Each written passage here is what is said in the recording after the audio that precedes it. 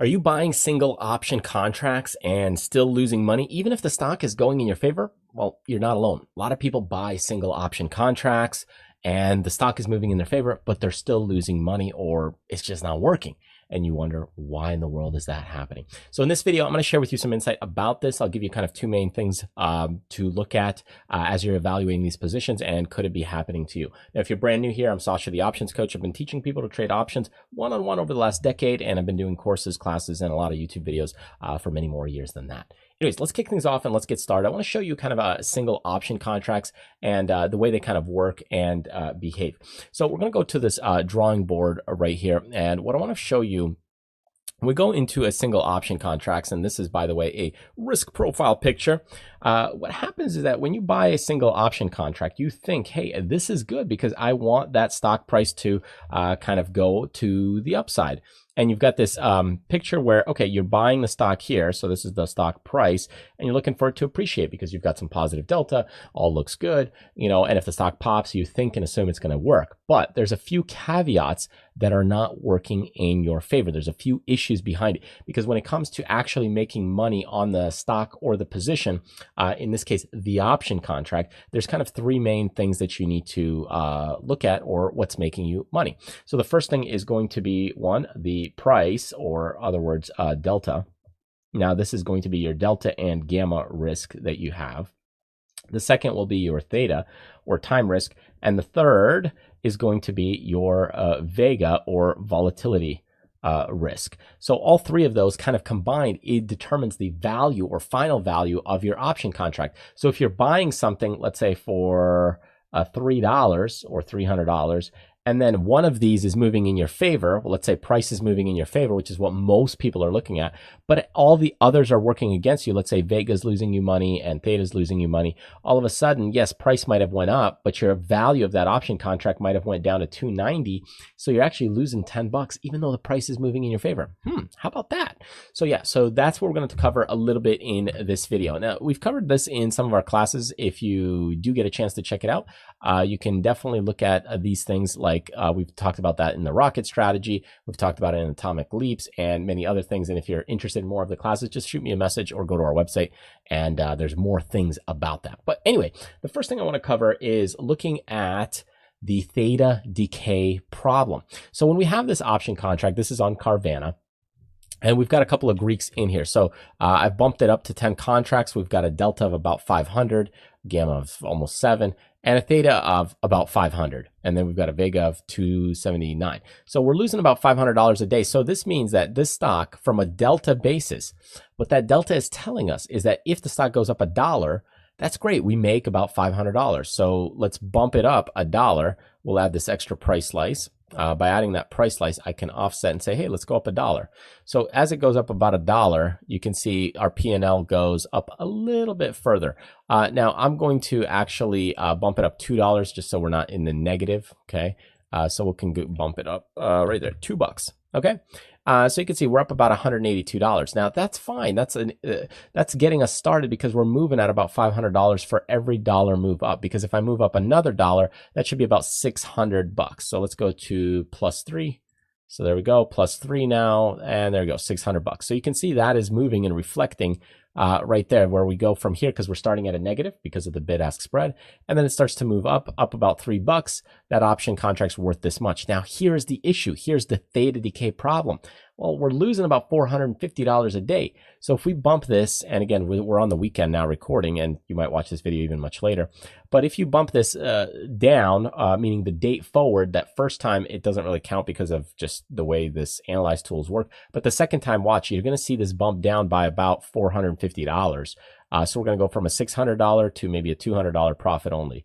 Voila, bam. So imagine that. So if the stock price moved in our favor $1, and then it happened over one day, I'm actually losing that money back. And if it took 2 days to do it, well, now I'm down $240. So all of a sudden, 3 days later, you're already down $1,000 and the stock didn't even move. Okay. And that's the issue, is that people are not aware of this theta problem. So as this is moving up, up, up, this white line, which is the T+0 line, the 2-day line, as it goes in there, it continues to shift and move. You can see it kind of moving down, down, down, closer to the expiration line. And that's the huge issue and problem with those positions. So you want to be very mindful and careful about your theta. So if you've got a negative theta and it's big, meaning big for you, that you're losing a lot of value. Let's say even if you had a P&L that was positive, 1 or 2 days later, you're already losing quite a bit. Okay, so that's the first issue.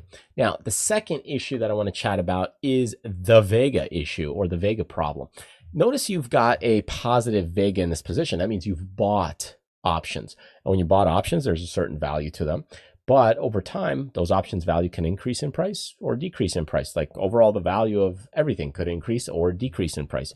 Now, if the value increases in price, then you bought something and then you're going to sell it. That's going to help you. But if it decreases, that's a problem. And what happens is that when insurance and things are more calm, insurance values actually decrease as the price goes up. So when you're buying single call options, that Vega actually hurts you. So watch what happens. We're going to go to this gear icon over here. I'm going to bump up this volatility adjustment. So I want you to watch carefully what's going to happen. So let's get rid of this slice for a minute. We're going to go back to kind of the live slice. So we're back to our normal position. But as price actually goes up, volatility will start to go down. I'm going to start going down, down, down. Watch what's happening to the P&L. You can see it's going a little more negative and negative and negative. See, and that white line, it's slowly compressing lower and lower and lower towards that expiration line. Now that's a pretty big contraction, about 15 points in volatility, but it is possible. So what you're seeing is that when you actually go and the stock price is starting to head higher, you might say, oh, okay, it's moving up and I'm up $2,100. But to get there, that volatility had to compress. You're actually only up maybe $1,000. You're up maybe $900. And that's the problem with some of these single long options, is because you have that Vega and volatility to think about as it goes through. So let's put it together now. Now, if you think about our Theta decay problem and issue, and then we add in the Vega issue, well, look at what's going to happen. Let's say this stock goes up to 280. Okay. Now that might seem really nice because I'm up $12,000. So it's going from over here from 256 to 280. That's pretty good. This is a significant move. But here's the issue. It took some time to get there. So we're going to go in and bump some of the time value. Okay. So that's like, took a week or two. It doesn't happen overnight. Now, sometimes you get lucky and it happens pretty quickly. So I just erased from about 12, 11 grand to 5 grand. Not to mention, now volatility also, as it went up like that, also decayed and decreased. Maybe it was about 7 volatility points or 8. So look, all of a sudden you're up only 4 grand. You thought it'd be 12, but it might only be 4. And if it happened even more through time, if you didn't get the timing right, you might be lucky. Like with some people, they're barely breaking even. So the stock went from 256 all the way to 280 and you're barely breaking even. And that's what people don't get and understand, because they're not taking these two components into account. Anyways, I hope you got some insight out of this video. There's quite a bit of knowledge in there.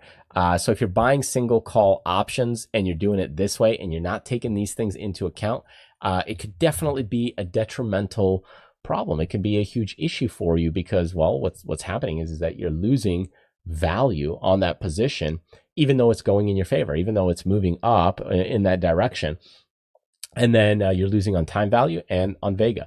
Now, the put side's a little bit different because you actually get a positive Vega for it, and that will actually help you. So as it's moving to the downside and Vega is actually increasing, so you're getting a kick on that because as it moves in your favor from price, that volatility actually expands, so it actually helps you. So that's one of the advantages to it. However, the problem with this is that on the flip side, if on the put side here, what happens is that as you're going wrong or it's going against you and you're losing, it actually, the Vega decreases and you're losing faster on that decay, right? So you're actually losing more and more faster than you think on the put side. So that's one thing that's important to understand, is on the call side, as it's going up, you're kind of getting sucked down. However, on the put side, as it's going in your favor, it actually helps you and benefits you. So they kind of work a little bit opposite of each other. So very important note and thing to think about as you're putting on these positions or placing these positions when you're doing the calls or the puts and you're buying single options. Think about that theta decay. think about the Vega decay and the Vega issue and problem, because those are some of the bigger issues. Anyways, yeah, so this is how it works. That's how the pricing works, is you've got the delta, the theta, the Vega to be more concerned about. And those are the things that kind of move and wiggle those positions. So depending on what you've got going on, it's not just about the price. It's also about the theta and the Vega. And yeah, anyway, hope that helps. Truly appreciate you joining me and sticking with me. And, you know, maybe I'll see you in one of my future classes. All right, take care. Enjoy the rest of the week ahead.